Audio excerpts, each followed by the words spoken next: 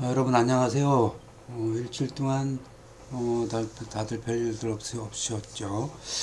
오늘 이번 주 이제 마지막 주가 됐네요. 벌써 이거 저다 보니까 여러분들 이번 학기 강의하면서 여러분들 대면 강의를 한 번도 못하고 이렇게 비대면으로만 강의를 하게 됐네요. 이 코로나 빨리 참 끝을 내야 되는데 아, 참 안타깝네요. 여러분 내년에는 꼭 그 대면 수업을 했으면 하는 바람이에요. 자, 이번 주 마지막 그 14강이죠.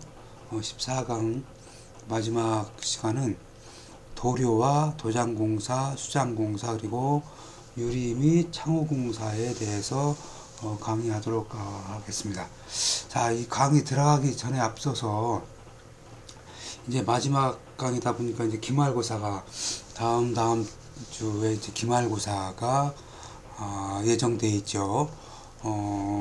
그래서 기말고사는 이제 12월 16일 날 목요일 날 원래 우리 이 수업이 목요일 날 수업이어서 목요일 날 12월 16일 목요일 9일 날은 보강 원래 이제 보강주였고 그래서 16일 날 기말고사를 아마 보게 될 거예요. 그래서 기말고사는 12월 16일 목요일 10시에 강의실은 301호 하고 303호에서 나눠서 중간고사 때처럼 나눠서 시험을 볼 예정이니까 여러분들 그렇게 알고 있고 아마 학교에서 또 여러분들한테 별도로 또 연락이 가긴 갈 거예요. 그렇게 잊어먹지 말고 시험 꼭 보러 나오고 이제 시험을 안 보게 되면 이제 학점 받기가 어려우니까 일단 시험 보러 무조건 나와야 되고요. 그리고 16일 같으면 이제 그래도 한 2주 정도 남아 있으니까 2주 정도 동안 또 그동안 공부 못했던 학생들이라도 한 번씩 좀 공부도 좀 해서 기말고사 준비를 해주길 바래요.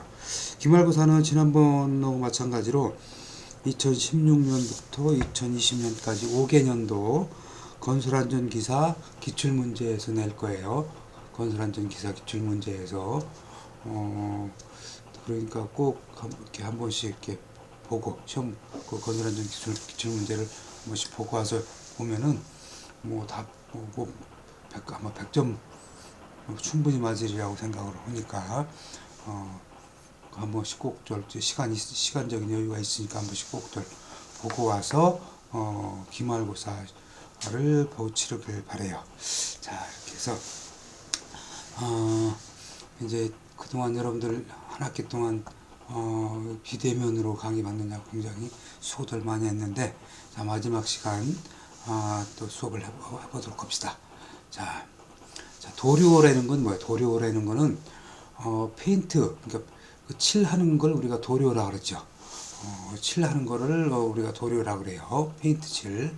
그래서 도료는 재료 또는 구조물이 면에 칠하여 구조물이 내식성, 방부성, 방습성을 높이고 또 내우성, 내열성, 내화학성, 내마모성, 강도 등을 크게 하며 착색, 광택 등으로 겉모양을 아름답게 하기 위해서 사용하는 재료다.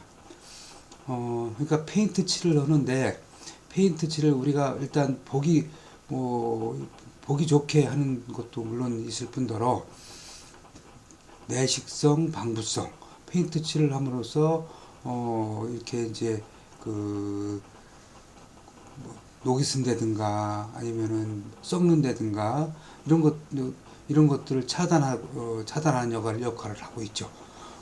내구성, 내열성, 내화학성 여러 가지 기능성 있는 그런 그 페인트들이 기능성을 가지고 있어요. 그리고 일반적으로 상온에서는 유동성을 가지며 어떤 물체에 도포하면 물리적 또 화학적으로 변화되어 점차적으로 경화되어 피막을 만든다. 즉 칠하기 전에는 이렇게 액체 형태로 되어 있죠. 그러고 난 다음에 칠하고 나면은 이게 이제 말르면서 굳어서 딱딱하게 경화되는 성질을 갖고 있어요. 페인트는. 자, 그러면은 이 페인트 도료의 구성은 어떻게 되어 있느냐? 물론 이제 그 공장에서 그 페인트를 생산을 할 때 한 번에 칠할 수 있도록 그렇게 페인트를 만드는 경우도 있지만, 대부분 따로따로 만들어서 실제로 페인트 칠을 할 때는 섞어서 이렇게 해요.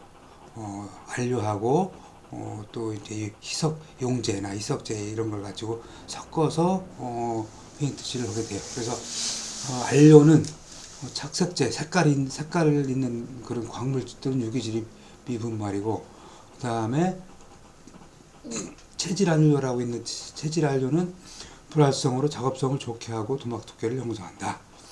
그리고 전색제는 도료의 색이 잘 퍼지게 하는 재료고, 첨가제는 도료로서 갖춰야 될 성능을 주는 것, 용제는 건성유, 수지를 용해해서 점도를 조절하는 거. 우리가 신너라는 거를 이제 용제 희석제라고 그러죠. 희석제도 점도를 낮추어서 용도를 묽게 하는 거다. 이제 이렇게 도료의 구성이 되어 있어요. 자, 이 도료, 그러면 페인트의 종류는 어떤 것들이 있느냐? 페인트 종류는 뭐 여러 가지가 아주 굉장히 여러 가지 많이 있어요.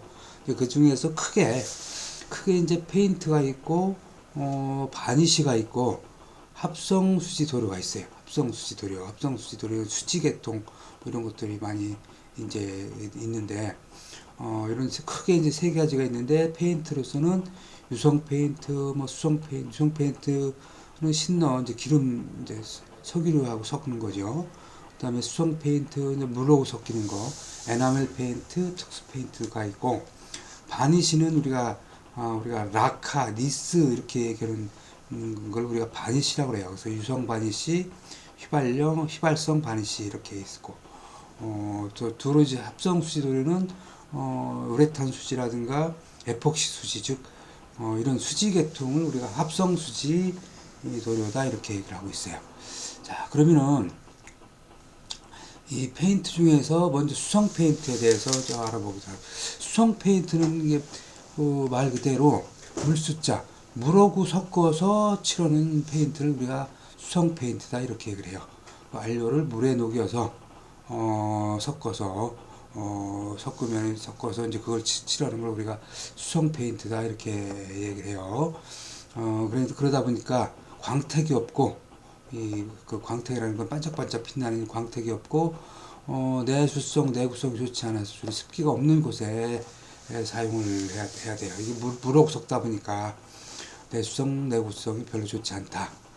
또 하나, 이렇게 어디 옷이라든가 이런 데 묻으면, 이거는 뭐 일반 유성 페인트는 신너로 이렇게 지울 수가 있는데, 이건 잘 물로 안 지워져요. 한번 뭐 굳으면 물이 증발하면 도막이 형성돼서 물로 이렇게 지우려고 해도 안 지워져.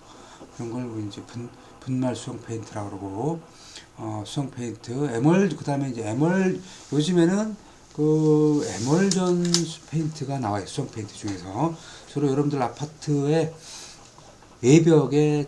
A벽이라든가 이런 A벽, 또 내부 콘크리트 미장 이런데 내부에 칠하는 이런 페인트들이 에멀전 페인트라고 그래.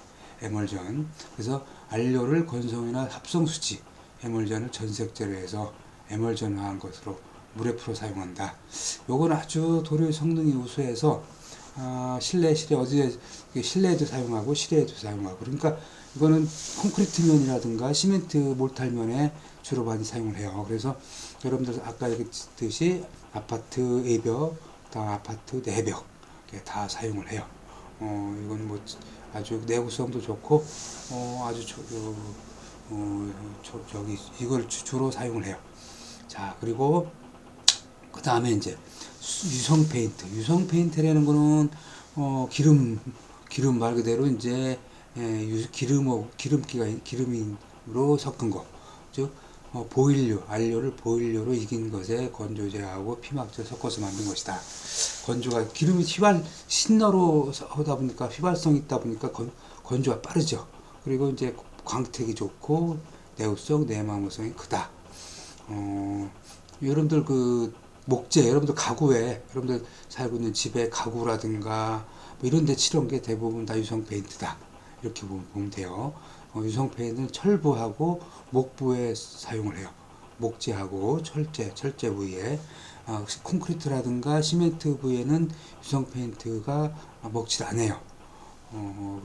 그래서 유성 페인트는 철제나 그 다음에 그 목재에 사용한다.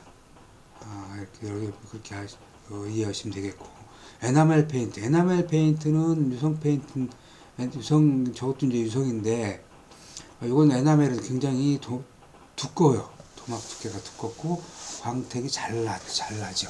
이건 특히 이건 목재에 주로 사용을 해요. 그래서 안료를 바니쉬를 섞어 만든 것으로서 유성 페인트의 일종이다. 요것 이제 가구류에 주로 많이 사용을 하고 사용한다. 이렇게 보시면 되겠어요. 또 예전에는 이제 여러분들 마루판에도 에나멜 페인트를 많이 사용을 했어요. 자, 그리고 이제 특수 페인트가 있는데, 특수 페인트는 말 그대로 기능성 페인트야. 특수한 분야에 사용하는 거, 기능을 가지고 있는 그런 페인트다. 그렇게 보시면 되겠어요. 그래서 특수 페인트는 방청 페인트는 철제에 녹이 안 슬도록 거기에 위해서 칠하는 걸 우리가 방청 페인트다 그래. 요 밑에 그 사진에서 보면은 철골에 이렇게 빨갛게 칠해져 있는 게 보이죠. 이게 방청 페인트를 칠한 거야.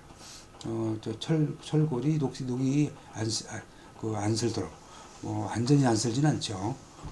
그러니까 녹이 안 슬도록 하는 게 방청 페인트다. 그 다음에 내산 페인트는 황산, 영산, 염산, 칠산 이런 것들 산에 저항성 있게 만든 그런 페인트다. 여러분들 요즘에 산성비 많이 얘기하죠. 산성비에 강한 페인트다 이렇게 보면 되겠지. 그래서 페놀 수지라든가 레커 등이 내산 페인트에 속한다. 내알칼리성 페인트는 알칼리에 강한 거, 즉 모르타르나 콘크리트와 같은 알칼리 물질에 잘 부착이 되도록 만든 거. 콘크리트나 모르타르는 시멘트가 수화작용을 하면은 수산화 칼슘이 생긴다 그랬죠. 강알칼리성. 그래서 요게 몰타르나 콘크리트 같은 데 칠하는 거는 내알칼리성 페인트를 칠해줘야 돼요. 요즘엔 주로 이제 아까 얘기했듯이 에멀전 수성 페인트를 많이 사용을 하고 있다. 일반 콘크리트에서는 이렇게 이해하시면 되겠고, 그 다음에 이제 특수 페인트 또 하나로서 노면 표지용 도로. 이건 뭐냐면은 차선, 그리고 여러분들 아스팔트 길 가면은 건널목에 이렇게 밑에 사진에서 보는 것처럼 저렇게 칠 다 돼 있죠. 차선에도 노란 거, 하얀 거 이렇게 칠해져 있고, 요걸 우리가 노면 표지용 도로라 그래요. 그래서 요것 상온형이 있고, 수용형이 있고, 가열형이 있고, 융착식형이 있어요. 칠하는 그 종류에 따라서. 그래서 넓은 도로 같은 경우는 주로 가열형이나 융착식을 주로 이제 사용을 하고, 그 다음에 아파트 같은 경우, 단지 내 도로나 이런 데는 좀 상온형이나 수용형. 이거는 좀 얇아요. 상온형과 수용형은 이런 것들을 주로 이제 사용을 해요. 큰 도로는 가열형. 여러분들 길 다니다가 본 사람 있을 거야. 불에 녹여갖고 이렇게 칠하는 거. 융착식은 바닥에다 이렇게 대고 녹여서 융착해서 붙이는 것도 가끔 여러분들 본 사람도 있을 거예요. 이런 걸 이제 특수 페인트 중에서 이런 것들을 특수 페인트라 그런다. 자, 그 다음에 이제 바니쉬가 있어요. 바니쉬가 있는데, 바니쉬는 우리가 레커, 니스 이렇게 얘기를 해요. 아까 얘기했듯이 주로 목재라든가 철부에 많이 사용을 해요. 이것도 그래서 유성 바니쉬는 이건 이제 투명. 그래서 이거는 우리가 니스라고도 많이 해요. 문짝이라든가 목부 그 무늬를 그대로 살리기 위해서 주로 사용을 하는 거 하고 있죠. 그리고 이제 특수 유성 바니쉬가 있는데 이거 스파 바니쉬라고도 뭐 많이 해요, 영어로. 그래서 이런 거는 이제 페놀 수지 또는 우레탄 수지와 건성유를 주로 원료로 만드는 것으로 방청, 내수성, 내약품용으로 많이 사용을 한다. 여러분들이 직접 이거는 뭐 사용을 안 해봐서 뭐 이제 이해가 잘 안 갈 텐데, 이 현장이라든가 이런 데 가서 이제 페인트 칠 하는 걸 보면은 그때 이제 요게 바니쉬고 요새 요게 유성 페인트라는 걸 이제 이해를 하게 될 거예요. 자, 그럼 그 다음에 이제 휘발성 바니쉬가 있는데, 휘발성 바니쉬는 이게 이제 그러니까 이것도 내내 유성 바니쉬나 유성 뭐 기름으로 이제 섞은 건데, 휘발성이 강한 그런 바니쉬다. 그래서 수지류, 그 에폭시 수지라든가 우레탄 수지라든가 이런 수지류라고 그랬죠. 수지류를 휘발성 용제, 특히 에틸 알코올에 녹여서 만든 것이다. 이거는 이제 건조는 빠른데 유성 바니쉬보다 피막이 두껍지 않다, 얇다, 이런 얘기죠. 그 다음에 이제 이거 이제 이런 걸 셀락 바니쉬라고 그러고, 레커는 목재에 많이 사용하는데, 요거는 이제 뭐 문짝이라든가 이런데, 여러분들 살고 있는 집에 아파트의 목문이라든가 이런 데 주로 많이 사용을 해요. 그래서 니틀로 셀룰로스를 휘발성 용제에 녹여서 이것에 안료와 가소세를 섞어 만든 것이다. 안료를 섞은 것을 에나멜 레커, 그 다음에 섞지 않은 것을 투명 레커, 니스가 투명한 거죠. 이런 거를 이제 우리가 바니쉬라 그런다. 이렇게 이해해 주시면 되겠고, 이거를 직접 여러분들하고 이렇게 뭐 실제로 이제 칠을 해보고 뭐 이래야 되는데, 이제 그게 안 되니까 참 안타깝네. 자, 그 다음에 이제 특수도료, 페인트 중에서 특수도료가 있어요. 특수도료. 이것도 기능성 도료가 되겠지. 타르 에폭시 수지 도료라고 있는데, 이거는 주로 그 자재를 보호하기 위해서 칠하는 그런 페인트예요. 그래서 땅 속에 묻는다든가 아니면 이제 물 속에 해수나 담수 등의 물 속에 들어가 있어서 부식을 방지하기 위해서 두껍게 도장하는 데 사용을 해요. 즉 에폭시 수지라든가 콜타르, 안료 뭐 이런 것들로 이제 칠하게 하게 되는데, 사진에서 보는 것처럼 이제 저런 파이프가 뭐 급수용 파이프, 이제 상수도 급수용 파이프처럼 생겼죠. 아마 급수용 파이프일 거야. 저거를 이제 땅 속에 묻어야 되잖아. 땅 속에 묻으면은 부패가 이제 부식이 되지 않도록 저런 타르 에폭시 수지도료를 칠해서 땅 속에 묻게 돼요. 묻으면 이제 녹이 그만큼 빨리 안 슬지. 그렇게 해서 쓰는 걸 우리가 타르 에폭시 수지도료라고 그러고, 그 다음에 이제 방호 비닐 페인트라고 하는 게 있는데, 요거는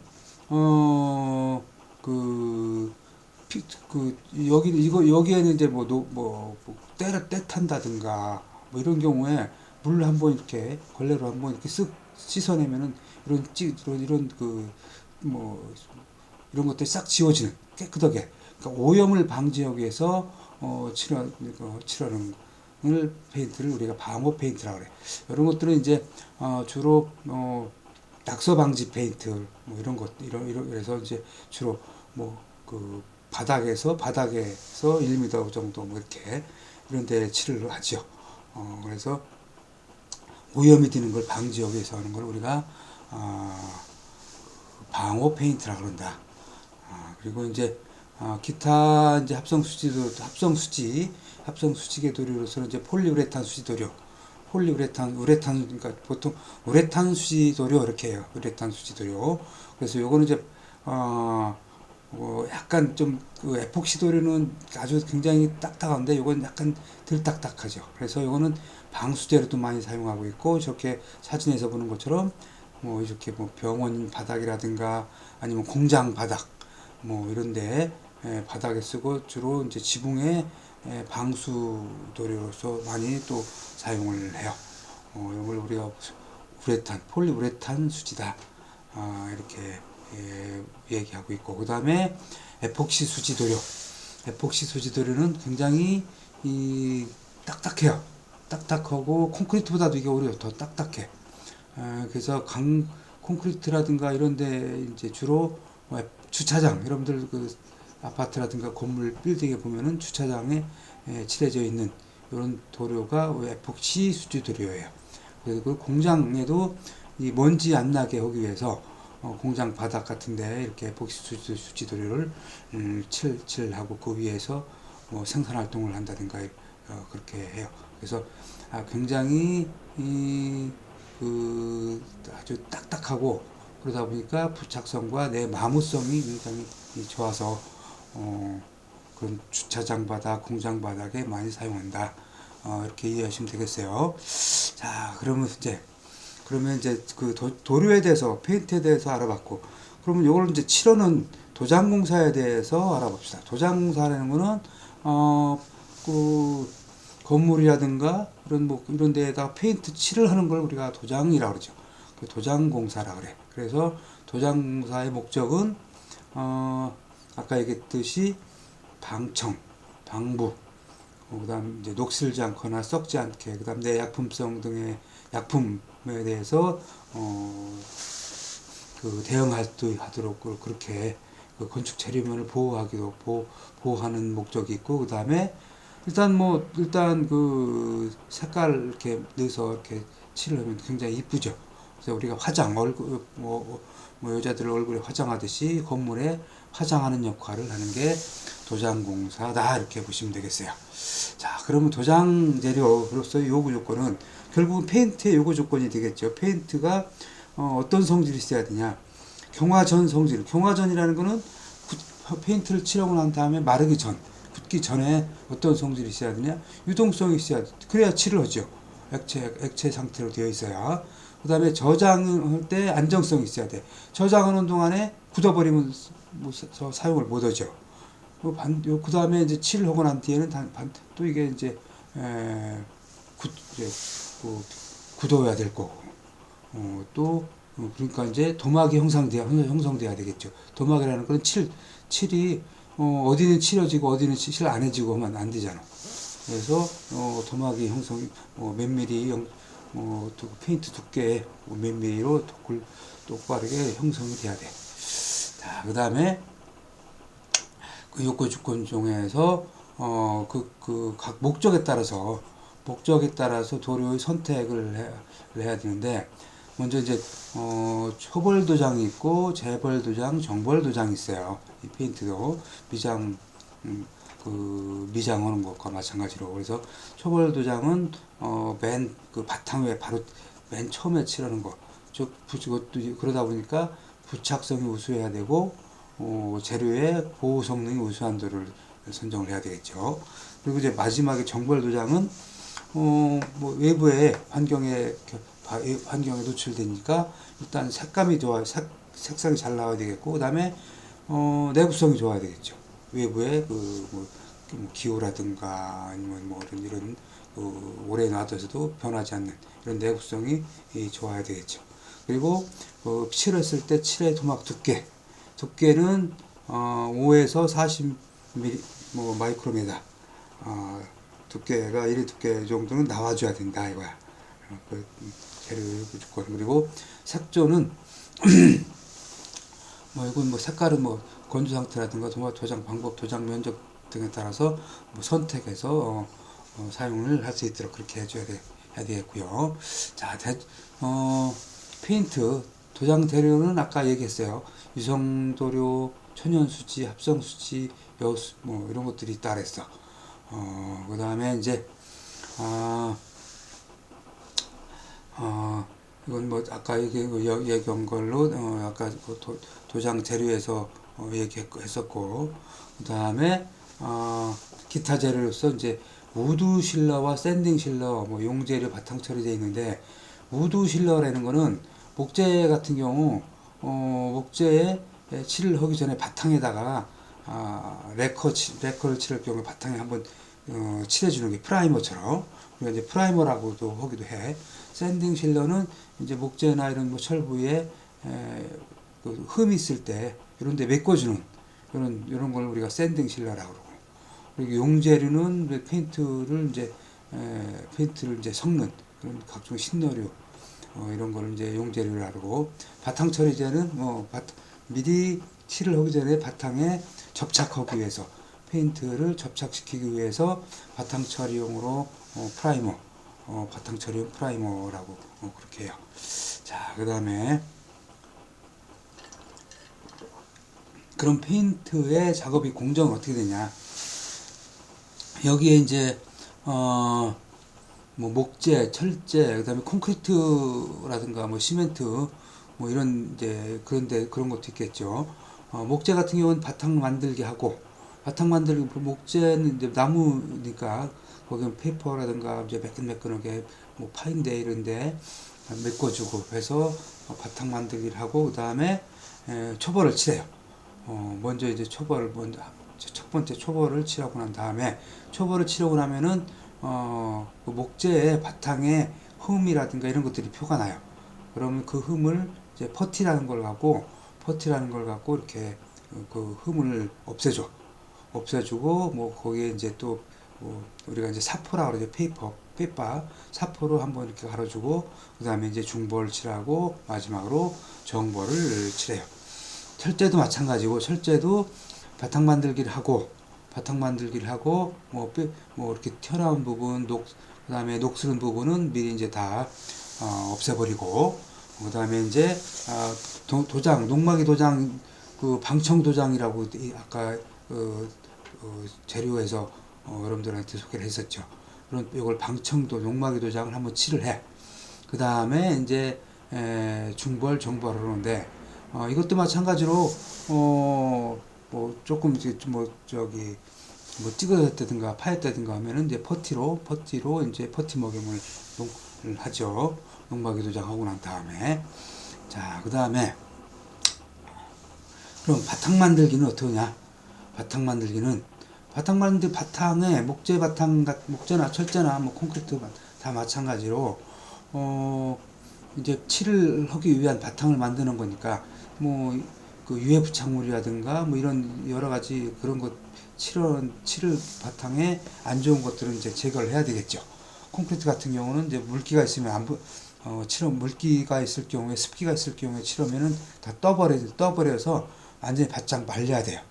그 다음에 이제 뭐 마찬가지로 다 유해 부착물을 제거하고, 그 다음에 뭐 연마지로 목재라든가 뭐 이런 건 이제 연마지, 우리가 이제 페이퍼라 그러는 그런 거는데, 페이퍼를 한번 갈고, 그 다음에 균열 부위 같은 경우는 또 뭐 균열 보수도 하고, 그 다음에 그러고 난 다음에 셀락리스라는 걸 갖고, 특히 목재 같은 경우는, 소나무류 같은 경우는 속에 송진들이 있어서, 그게 나중에 이제 그 도장을 하고 나면 도장 그 표면으로 뚫고 나와서 요거 송진이 나오지 않도록 셀락리스를 한번 칠해주고, 그 다음에 퍼티로 이제 흠집을 메꿔주죠. 철제 같은 경우도 마찬가지로 녹제하고 하고, 그 다음에 화학 처리하고, 그 다음에 피막 마감하고, 그 다음에 콘크리트나 몰탈 바탕도 이제 균열 부위는 미리 보수하고, 이것도 이제 연마지로 한 번씩 이제 이렇게 매끈하게 이제 갈아주고 해서, 이렇게 해서 바탕을 만들어요. 자, 그리고 그럼 뭐 도장 공법은 어떻게 하느냐? 일단 공법은 크게 이제 붓도장이 있고 뿜칠 도장이 있어요. 근데 또 하나 이제 롤러로 칠하기가 있는데, 먼저 이제 붓도장은 붓으로 칠하는 걸 우리가 붓도장이라고 그러고, 뿜칠 도장은 여러분들 고압 공기로 압축 공기로다가 이렇게 칠하는 걸 우리가 뿜칠 도장이라고 그래. 그리고 이제 롤러로 이제 칠하는 걸 이제 롤러 도장이라고 그러고. 자, 그래서 이렇게 뿜칠 도장은 지금 사진에서 보는 것처럼 저렇게 그 고압 공기로 칠하는 걸 우리가 뿜칠 도장이라고 그런다. 롤러 도장은 붓이나 이제 마찬가지로 사람이 롤러에 이렇게 묻혀서 칠하는 거니까, 붓이나 대동소이하다고 봐야 되겠죠. 자, 그 다음에 내화도장이라는 게 있어요. 내화도장. 내화도장은 불이 났을 때 불에서 이 철제를 불에서 보호할 수 있도록 해주는 걸 우리가 내화도장이라 그래. 이거는 내화도장은 한번 이 철골 위에다가 이제 칠을 하는 건데, 철골 위에다가 칠을 하면은 이게 불이 나면은 온도가 어느 정도 올라가면 이게 부풀어 올라요. 부풀어 올라서 이게 철제 부위에 열이 가해지지 않도록, 직접 저 철 부위에 가해지지 않도록 하는 그런 목적으로 사용하는 거야. 그러니까 특히 철골 건물 같은 경우에, 철골 건물에서 불이 났을 경우에는 물론 이제 그 철골 위에다가 이제 내화 피복을 하는데, 내화 피복을 여러 가지로 방법을 하죠. 근데 이제 공장 같은 경우는 내화 그 피복을 하기에는 이게 단층짜리 건물이고 뭐 이렇게 이럴 경우에는 좀 부담이 되고 할 때 이제 내화 도장을 하게 돼요. 내화 도장을 하게 되는데, 내화 도장을 하게 되면은 아까 얘기한 대로 이제 불을 이제 직접적으로 철골에 닿지 않도록 불열이 그렇게 하는 걸 우리가 내화 도장이라고 그렇게 얘기해. 자, 이렇게 해서 이제 도장 공사를 이제 끝내고, 그 다음에 마감 공사 중에서 수장 공사라는 거를 또 한번 해봅시다. 수장 공사는 뭐냐? 수장 공사는 여러분들이 알고 있는 여러분들 뭐 아파트라든가 이런 데서 하고 있는 그 인테리어 공사를 수장 공사라고 여러분들이 이해하시면 되겠어요. 즉 마감 공사, 마감 천정제라든가 벽지, 뭐 벽도배라든가 뭐 이런 것들이 이제 수장 공사라 그래. 그런 걸 보고 공사 이름을 알아야 되겠죠. 그래서 수장 공사는 마감 공사다, 인테리어 공사다, 이렇게 보면 돼요. 그래서 이런 마감 공사 중에서 바닥 마감이 있고 벽 마감이 있고 천정 마감이 있고 그렇겠죠. 마감이 일반적으로. 그래서 바닥재는 여러분들 잘 알고 있는 바닥재는 여러분들 집에는 다 마루판이라든가 뭐 이런 걸로 되어 있죠. 지금 거의 대부분 다 마루판으로 되어 있죠. 이런 것들이 이제 바닥 마감재야. 그래서 바닥재 선택 조건은 재질에 따라서 플라스틱, 목재, 비장, 뭐 이런 것들이 이제 아주 굉장히 다양하죠. 일반 장판재, 그 다음에 타일재, 그 다음에 목재 그 다음에 플라스틱 강화마루 뭐 이런 것들이 굉장히 많이 나오죠. 바닥 마감재는. 그래서 여기 그 중에서 가격이라든가 뭐 이런 거 저런 거 갖고 이제 고르면 되는 거야. 그래서 특히 이제 아스팔트 타일이라든가 비닐 타일 같은 경우는 보통 공장에서 나올 때 3mm로 나와요.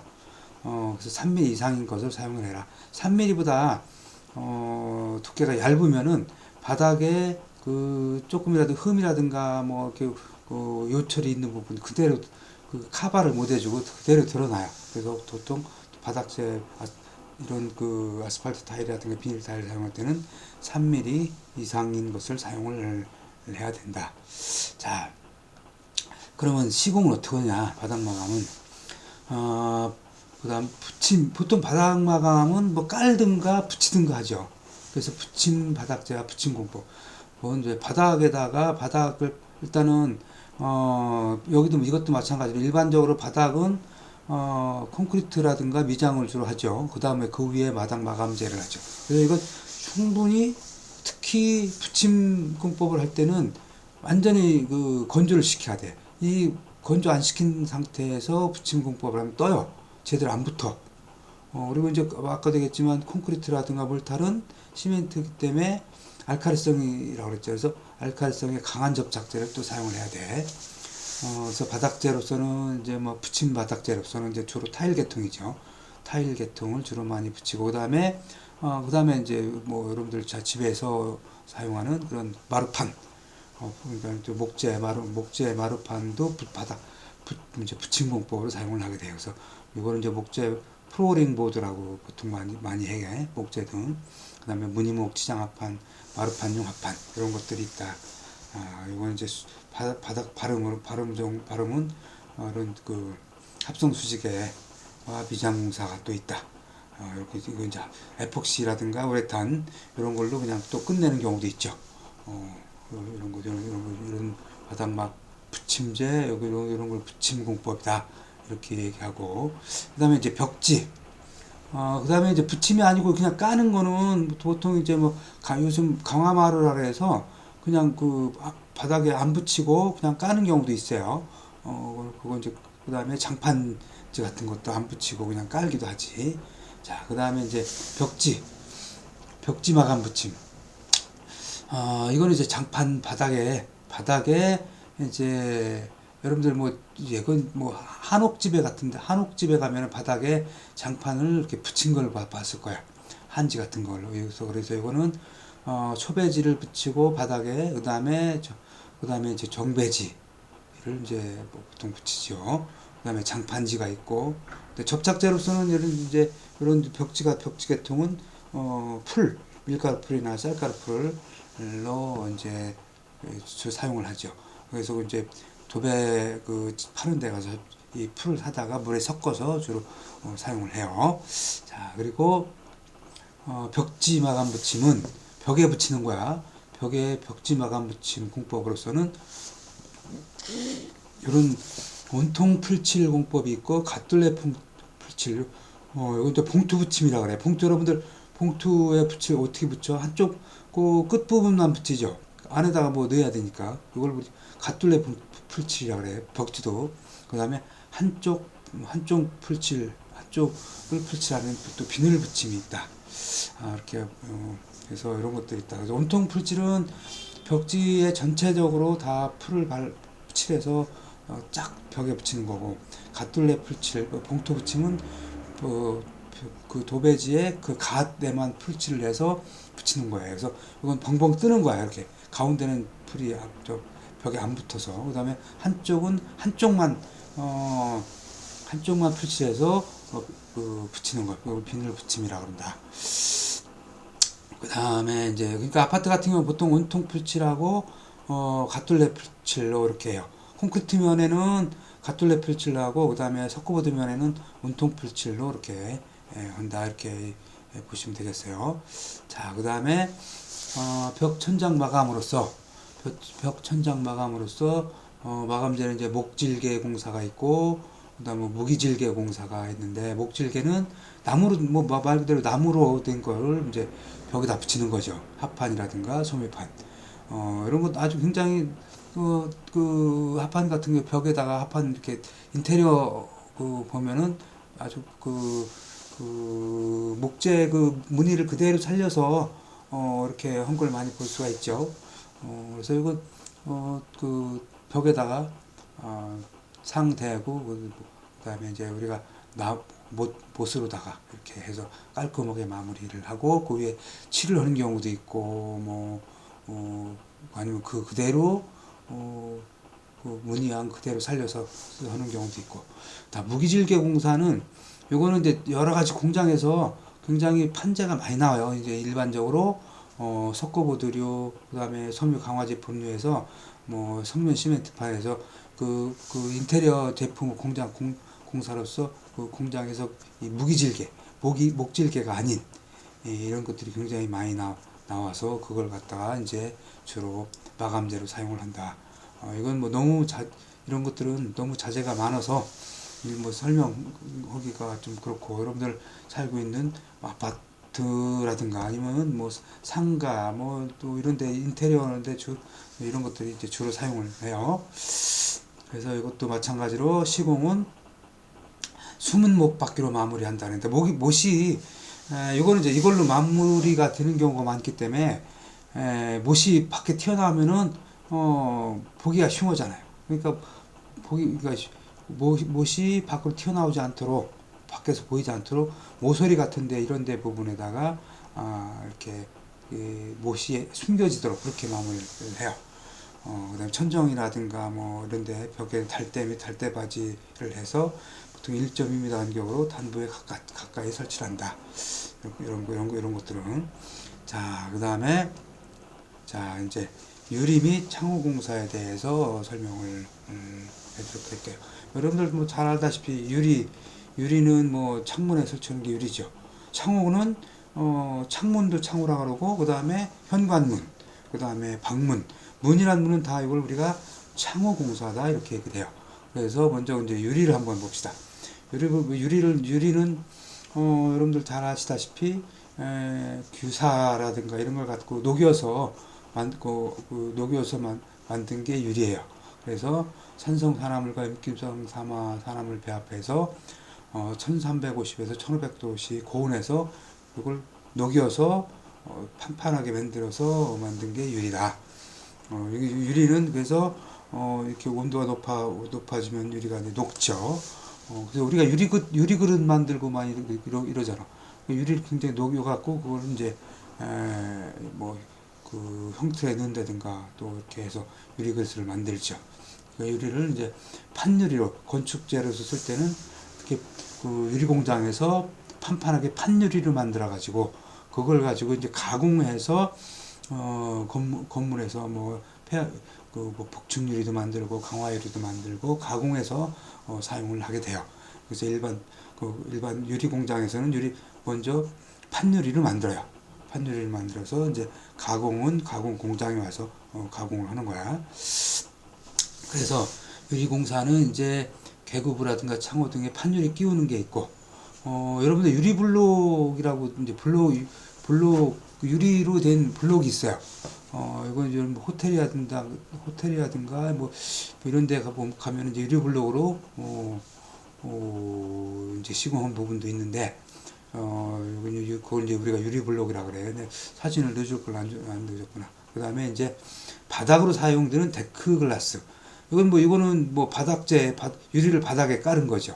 뭐 말하자면 이제 굉장히 두껍게 강화가 해서 여러분들 그거 뭐라 그래? 왜 흔들다리 뭐 이런 데 보면 바닥에 유리를 깔고 밑에 쳐다보게 해서 무섭게 만드는 뭐 이런 것들 있죠. 이런 것들을 우리가 이제 이런 것들로 이제 사용을 하기도 하고.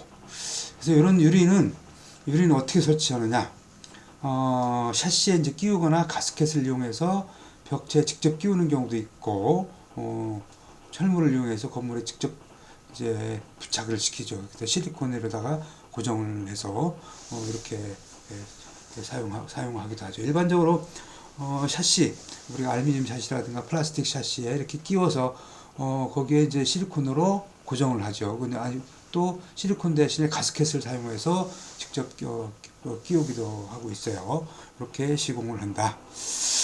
자, 그러면은 유리 제품은 먼저 이제 공장에서 판유리로 만든다 그랬죠. 판유리로 만드는데 그 공장에서 기계 인상법이라든가 롤링법, 플로트법으로 이렇게 생산하는 방법이니까 저런 방법이 있구나 하는 정도만 여러분들이 이해를 하시면 될 것 같아요. 자, 그럼 이렇게 된 판유리를 갖다가 이렇게 2차적으로 가공을 한다 이거야.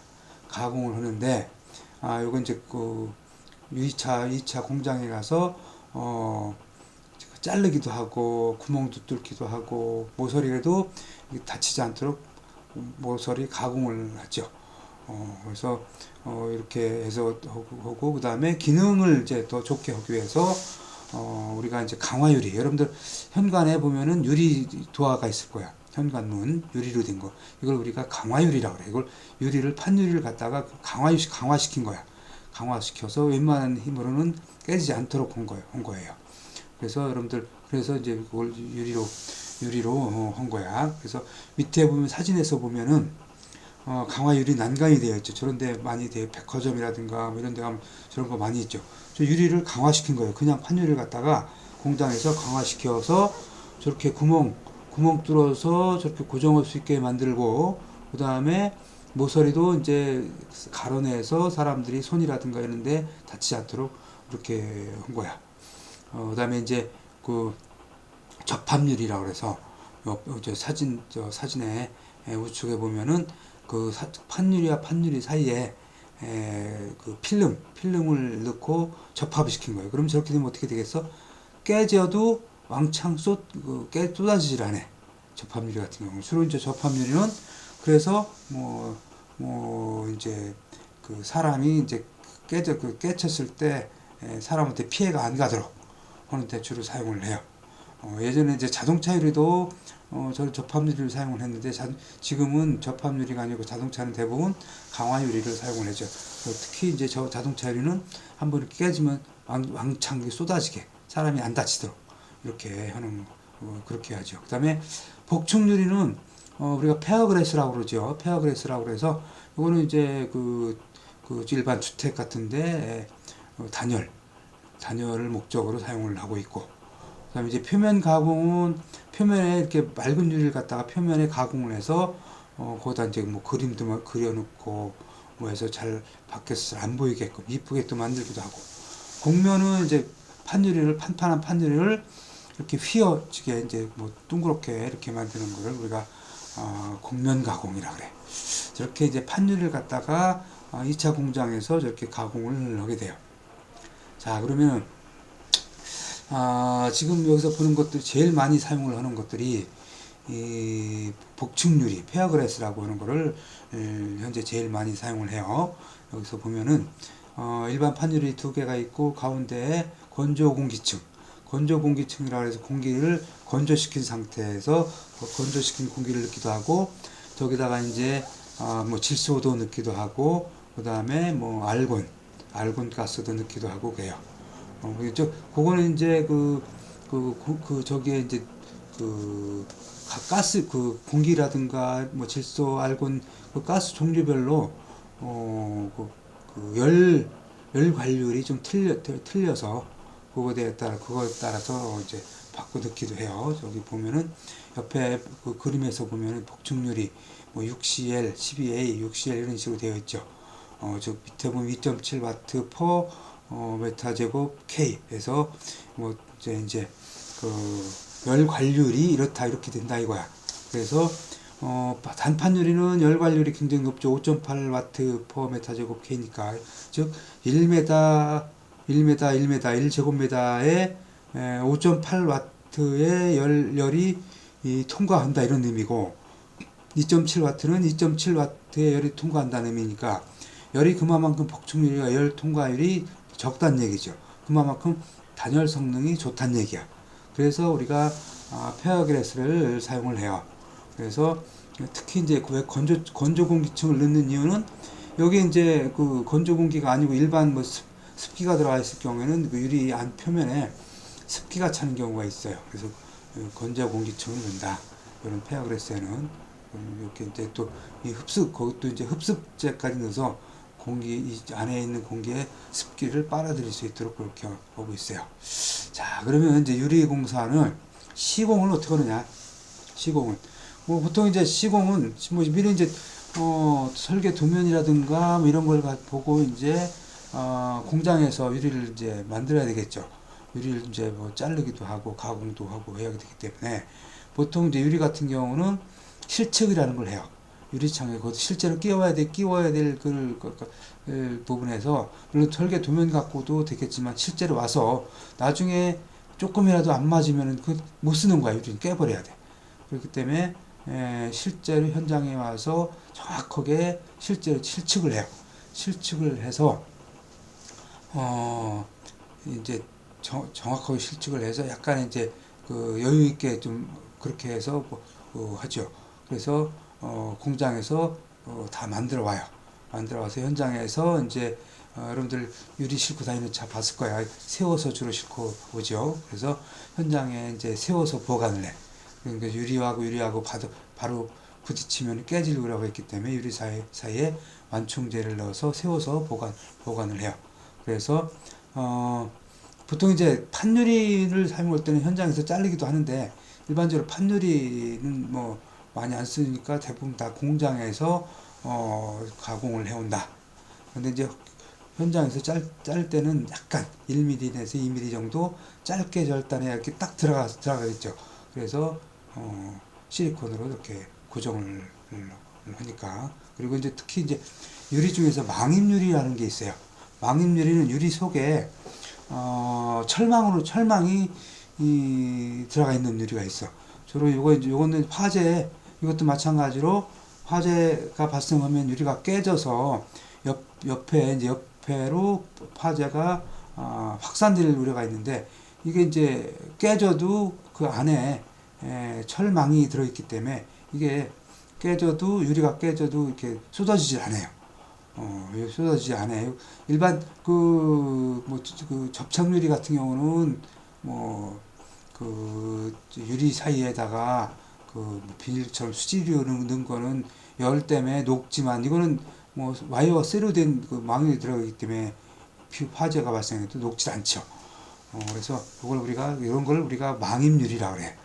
근데 망임유리 같은 경우에 자르면은 그 철망 부분이 끝에 나오게 되죠. 근데 이런 부분도 녹이 쓸 수 있기 때문에 방청 처리를 해야 된다. 요즘에는 이제 망임유리도 안 쓰고 또 방화유리라고 해서 또 열에 견디는 유리가 또 별도로 또 생산이 되고 있어요. 그래서 망임유리를 사용할 자리에다가 방화유리를 주로 이제 사용을 하기도 해. 자, 그리고 이제 유리에 끼울 때는 주로 이제 여러분들 봤을 텐데 앞찾기라는 걸 사용을 해요. 유리판에다가 앞찾기를 넣고 이제 앞찾기를 이제 들어서 그걸 이제 들어서 이용을 하고 앞착을 끼우죠. 끼우고 난 다음에는 실링 실리콘으로 이제 실을 할 때는 마스킹 테이프라 그래서 그 실리콘이 이제 똑바로 실리콘이 쏴질 수 있도록 그 테이프를 유리에다가 쫙 붙이고 유리하고 이제 그 주위에 저기 샤시 틀에다가 테이프를 붙이고 그 사이에 실리콘으로 시공을 하고 난 다음에 그걸 이제 굳기 전에 실리콘이 굳기 전에 테이프를 싹 떼어버려요. 그러면 그 테이프 붙인 대로 깔끔하게 실리콘이 이제 시공이 되는 거야. 그래서 이걸 우리가 마스킹 테이프다 이렇게 얘기를 해요.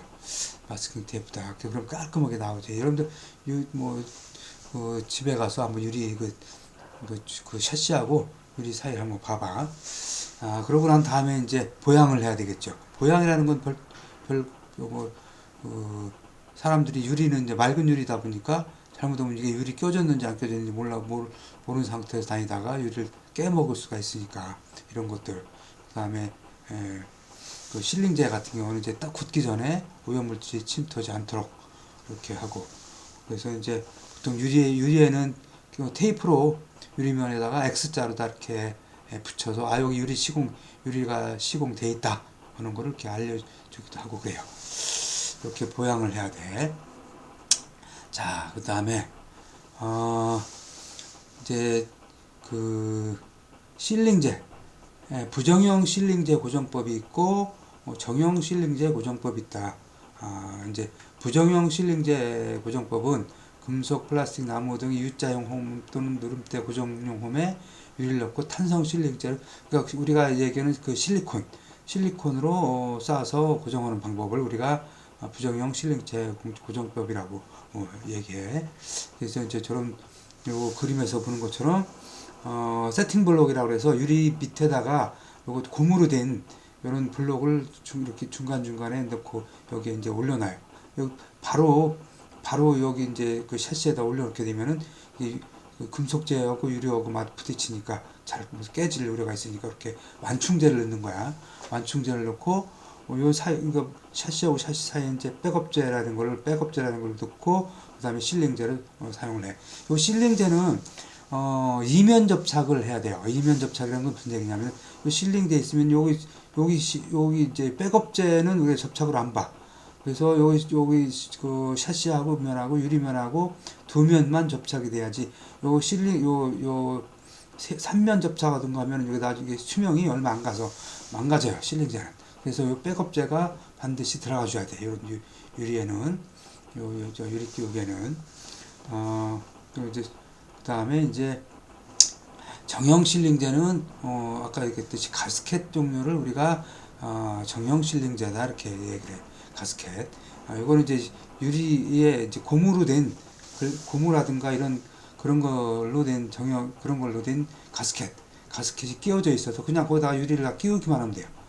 이제 끼우기만 하면 되는데 이제 완전히 그 수밀성하고 기밀성이 좀 떨어지다 보니까 나중에 이제 물이 이런 부분으로 실리콘으로 시공이 안 돼 있다 보니까 물이 좀 스며 들어온다든가 바람이 약간 들어온다든가 이런 경우는 있어요. 자, 그리고 이제 구조 가스켓 고정법이라서 요건 이제 고무로 만든 가스켓인데 요거는 주로 고정창에 주로 사용을 한다. 그 다음에 서스펜션 공법이라고 해서 요거는 이제 대형 판유리로 유리벽만을 구성한 걸 우리가 그 서스펜션 공법이다. 벽 자체를 유리로 한 거예요. 이건 이제 뒤에 사진이 나오니까 한번 보기로 하고, 자, 그 다음에 SSG 공법, DPG 공법 이런 공법이 있는데 요거는 이제 자기네들 유리 공장에서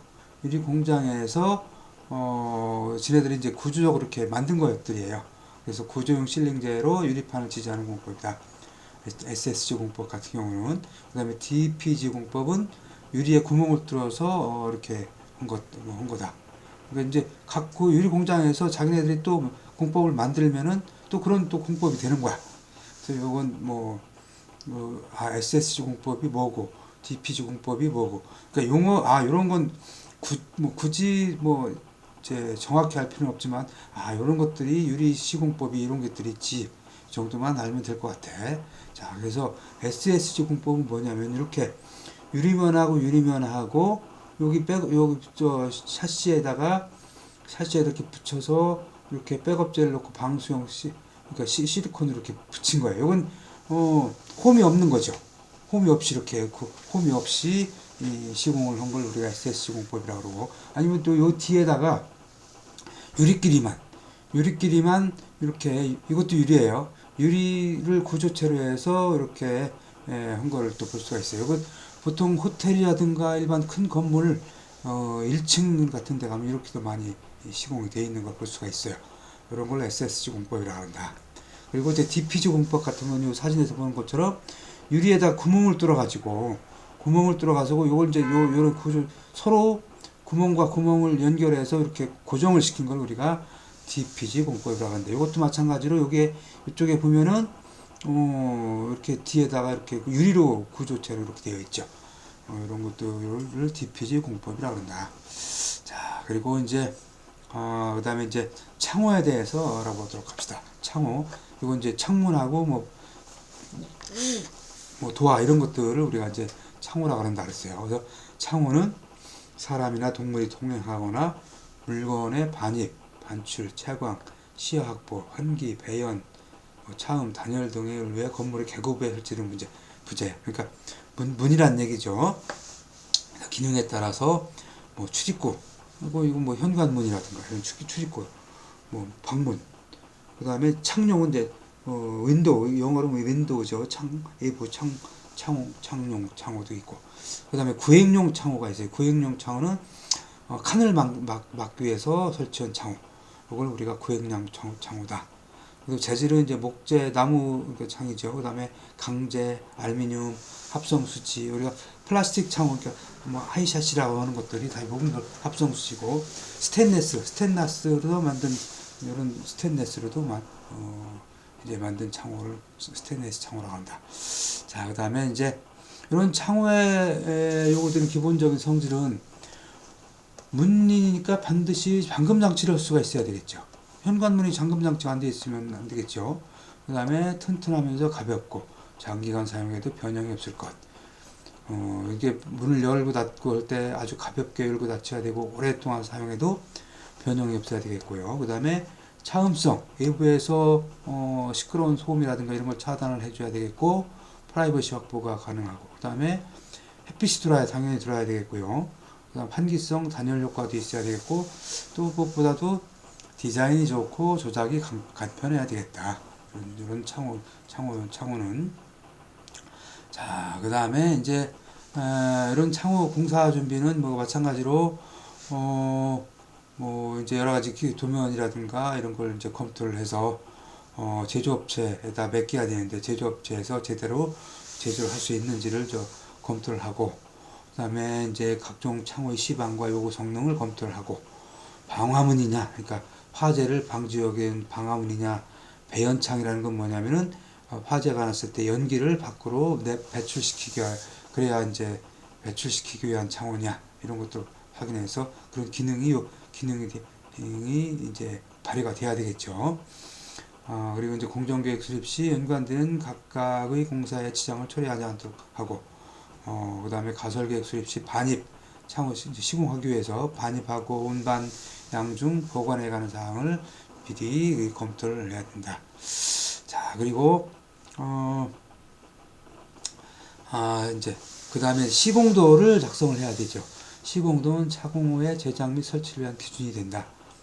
근데 보통, 창호의 설치 위치, 구조, 뭐, 각종 성능, 뭐, 각 부품, 보강 방법, 접속 방법, 이런 것들이 상세히 다 기재를 하는데, 또 설계 도면에 보면은 창호 일람표라는 것이 있어요. 설계 도면에.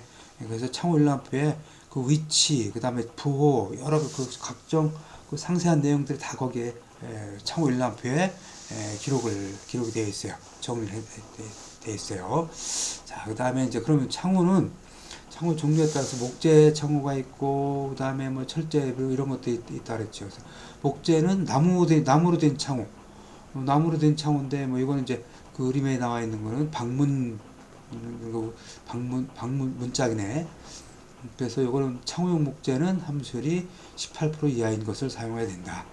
아까 목재 부분에서 설명을 할 때도 얘기했었죠. 18% 이하 거를 사용을 해야 된다. 그리고 플러시문을 우리가 이제 플러시도어라고 그러는데, 플러시문은 나무문이라고, 나무도화를 플러시문이라고 그래요. 그래서 나왕이나 미송, 삼송, 낙엽송, 적송을 주로 사용을 한다. 그 다음에 그저 나무로다가 하다 보니까 접착제가 많이 붙죠. 이거는 패널 수지개나 요소 수지개 이런 것들을 사용을 한다. 접착제로서는. 그 다음에 이제 설치는, 목재 창호는 설치하기 전에 기둥, 벽선, 홈대 등을 미리 조사해서 수정을 하고, 시공도에 따라서 설치를 하고, 창호 철문을 설치를 해서 이제 그 수평이라든가 수직이 잘 맞도록, 처짐이 생기지 않도록 이렇게 조정을 해서 설치를 하게 돼요. 강제 창호는 말 그대로 이제 철제 창호를 우리가 강제 창호라고 그래. 그래서 순수하게 그 강철로만 갖고 오면 녹이 슬기 때문에 보통 저런 경우에는 철제 창호에는 아연도금 강판을 많이 사용을 해요. 그리고 이제 또 뭐 아연도금 강판을 사용 않을 경우에는 부식을 방지하기 위해서 뭐 여러 가지 도장을 특수 도장을 한 그런 창호를 많이 사용을 해요. 그래서 주로 이제 뭐 출입구 문지방은 스테인리스 강판을 사용한다. 보통 방화문 같은 경우 일반 강제를 사용을 하는데, 보통 이제 문틀 같은 경우는 방청 칠을 하고, 그다음에 유성 페인트로 보통 칠을 하죠. 그렇게 해서 사용을 해요.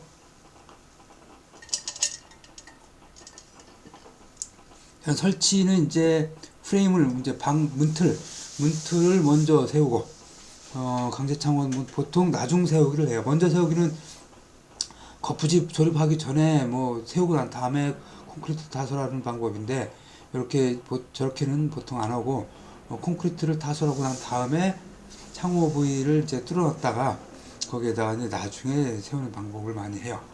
강제 창호는. 그래서 앵커 철물은 이제 콘크리트에 앵커를 설치하고 난 다음에 앵커를 이제 문틀하고 용접으로 이렇게 고정을 하죠. 그래서 앵커 철물은 문틀의 길이가 1.5m를 초과할 때는 각각 3개소, 1.5m 이하일 때는 2개소로 설치한다. 즉, 일반 도화일 경우에 높이 이제 바닥에서 위에 높이까지 보통 2.1m를 쓰는데, 2.1m니까 1.5m를 초과하죠. 그렇기 때문에 3개를 보통 설치를 하고, 이제 위에 보통 이제 폭은 보통 뭐 1m 내지 뭐 0.9m 이렇게 되니까 그 위에는 2개소만 설치를 해요. 보통 1.5m 이하이기 때문에. 자, 그 다음에 알루미늄 합금재. 알루미늄은 여러분들 주로 이제 알루미늄 창문에 많이 사용을 하죠. 알루미늄 합금재. 우리가 알루미늄 창호라 그래. 그래서 이제 알루미늄 창호를 예전엔 대부분 다 아파트라든가 일반 건물에 대부분 다 알루미늄으로 된 그 창문을 설치를 했어요. 근데 이제 알루미늄도 이제 이게 부식을 하다 보니까, 특히 해안가라든가 이런 염분에 또 약해요. 염분에 약해서 요즘엔 알루미늄을 많이 사용을 안 하고 이제 일반 주택이라든가 이런 데는 우리가 플라스틱 샤시라는 걸 많이 사용을 하죠. 근데 이제 뭐 구조재로서 알루미늄 아직도 이제 뭐 빌딩 같은 데는 알루미늄 많이 사용을 해요.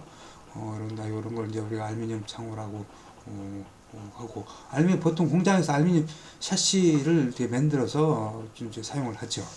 그래서 특히 또 하나 이제 알루미늄 창호 같은 경우는 이렇게 알루미늄 합금재 창호의 설치 보강에 서로 다른 재질의 자료를 사용할 경우에는 접촉 부분에 부식이 발생하지 않도록 해야 된다. 그 알루미늄 그 재질하고 그 다른 그 철제라든가 이런 것들이 이제 접촉을 하게 되면 그 부분에서 부식이 발생을 하기 때문에 요걸 굉장히 아주 직접 접촉하지 않도록 중간에 우리가 이제 그 부분 그리고 이제 일부러 이제 다른 그 고무 제품이라든가 이런 거를 차단을 해서 해요. 그 다음에 이제 설치는 뭐 그 알루미늄 창호대는 설치는 마찬가지로 이제 뭐 철제 창호나 똑같이 설치를 보통 나중 세우기로 설치를 하는데, 요거 이제 용접을 하게 되면은 이게 그 용접 활동에 알루미늄이 약하기 때문에 그 구멍도 나고 파이기도 하고 그래요. 그래서 이건 용접을 하게 되면은 고정을 할 때 이제 용접을 할 수가 있는데, 그 용접 활동이 직접 알루미늄에 닿지 않도록 보양을 한 상태로 해야 돼요. 이것도 이제 앵커 간격 위치는 1.5m 이내로 해라.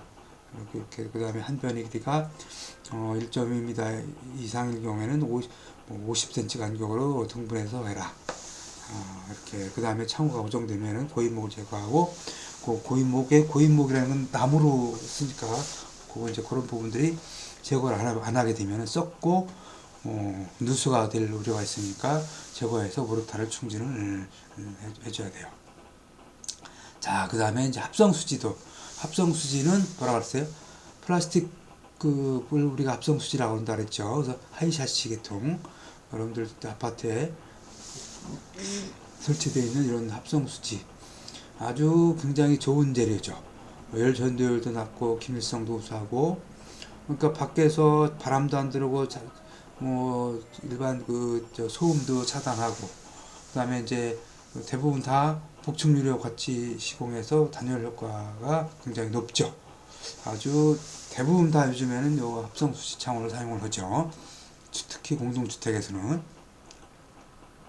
설치는 뭐 다른 거나 마찬가지로 똑같이 이제 나중 세우기로 해서 하는데, 요거는 이제 그 고정을 하기 위해서 이제 철판을 이제 플라스틱이다 보니까 뒤에다가 철판을 고정철물로 이렇게 덮으셔요.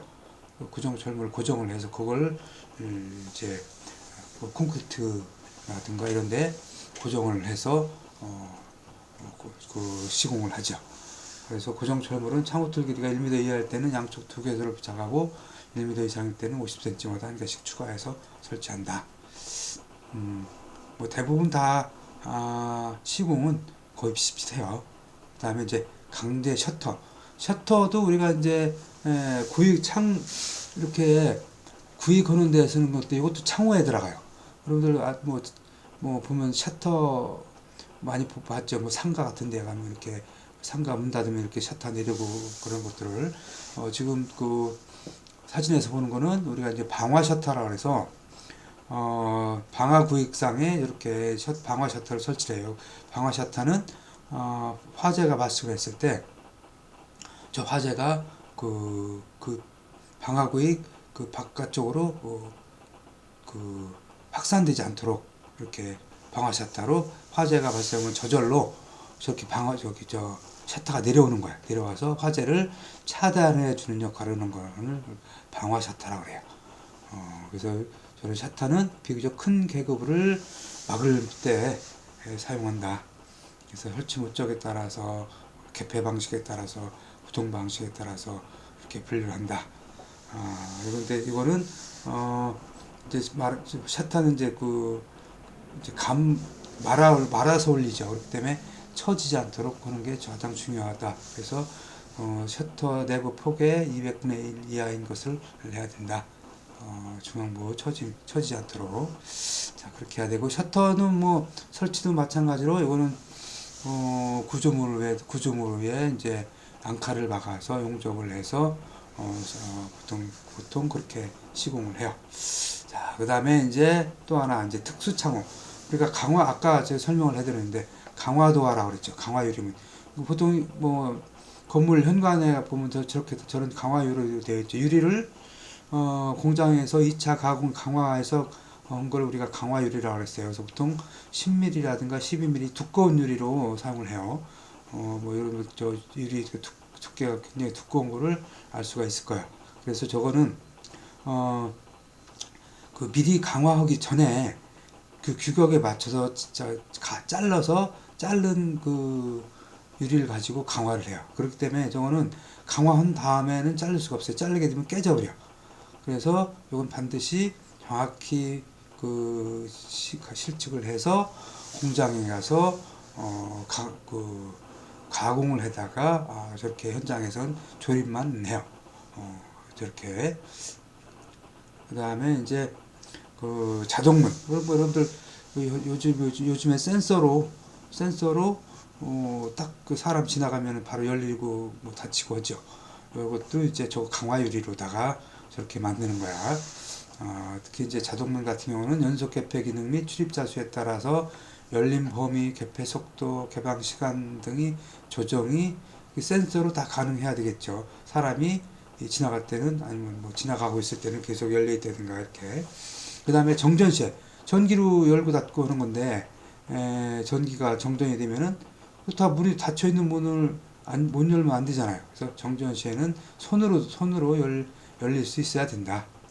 그 다음에 안전을 위해서 충격이라든가 뭐 이렇게 뭐 걸린다든가 하면 저절로 그 상태로 고정이 돼. 그저 딱 멈춤 장치가 라든가 경고 신호 등이 있어야 되겠죠.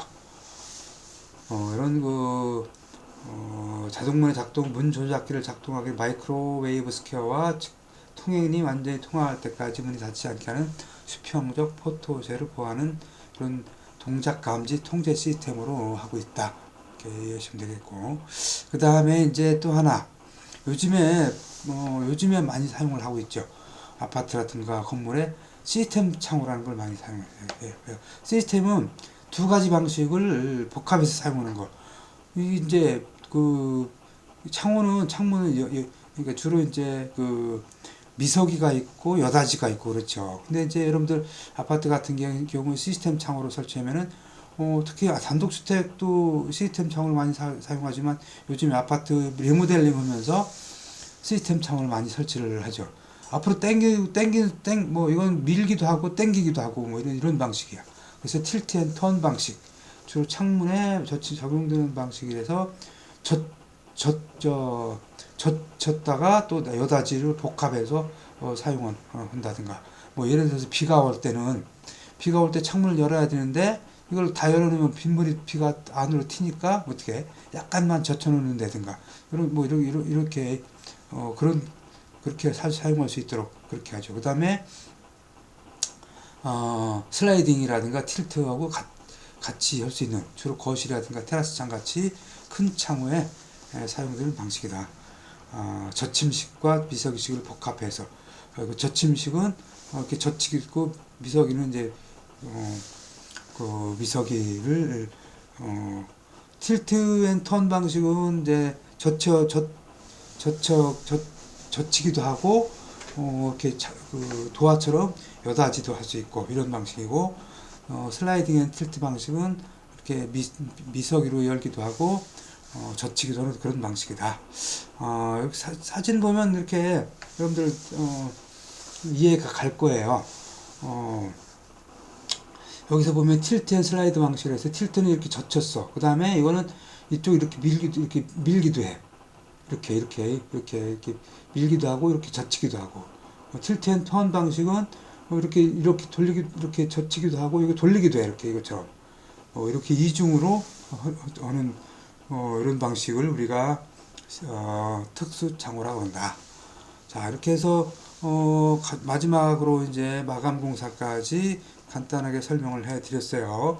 여러분들이 뭐 건축공학과라든가 뭐 통곡공학과가 아니기 때문에 그 깊이 있게는 여러분들한테 설명을 사실 안 한 건데, 여러분들이 이 각 공정에 대해서 충분히 그 건설 안전 분야에서 이제 종사를 하려면은 그 일반 기본적인 그 건설 시공에 대해서는 여러분들이 이해를 충분히 하고 있어야 돼요. 그래서 지금 한 학기 동안 가진 건설 재료하고 건설 시공을 이제 했는데, 이거 갖고 좀 부족하니까 일단 실무에 가게 되면 더 실제로 경험을 하면서 공부를 해야 되겠고, 단지 이제 지금 제 강의 가지고서는 기사시험 따는데 좀 도움이 됐으면 하는 바람이에요. 여러분들 이 한 학기 동안 수고들 많이 하셨어요. 긴 시간 비대면으로 이렇게 수업을 받느냐고 여러분들 고생 많이 했고, 자, 내년에는 꼭 대면으로 강의를 했으면 좋겠고, 그렇길 바라요. 그리고 저한테 질문할 사항이라든가 이런 것들이 있으면은 언제든지 제 메일로 연락을 주시면은 제가 성의껏 대답을 해드릴게요. 자, 여러분들 한 학기 동안 수고하셨어요.